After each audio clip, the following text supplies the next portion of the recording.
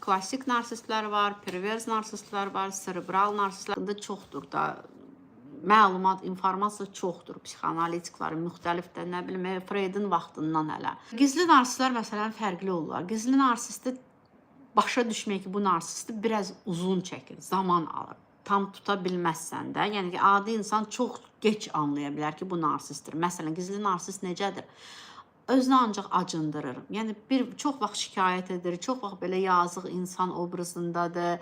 Belə hər kəsə ancaq belə üzünə gülür, hər kəslə yaxşı, hər kəslə çox mülayim.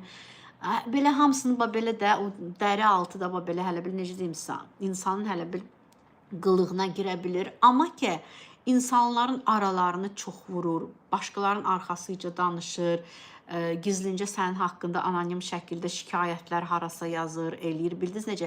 Yəni, bir çox insanlara zərər vururlar gizlincə. Ona görə gizli narsist deyilir.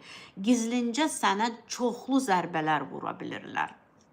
Egoları, onlar göstərirlər ki, çox egoludular. Əslində egoları çox həssasdır. Şüşə kimidir. Ona görə çox o qədər hər söz onlara toxunur. Hər xırda bir şeyə görə insana hücum eləyə bilərlər. İstər aşkar şəkildə, istər gizlincə, hər şəkildə. Bildiniz necə?